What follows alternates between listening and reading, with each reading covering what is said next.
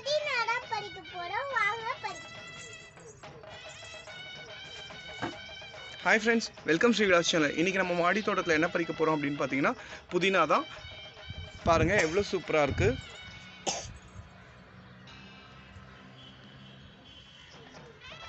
இதுக்கும் பார்த்தீங்கன்னா நம்ம எந்த கெமிக்கலுமே யூஸ் பண்ணலை. எவ்வளோ அழகாக பெருசு பெருசாக வந்துருக்கு பாருங்கள்.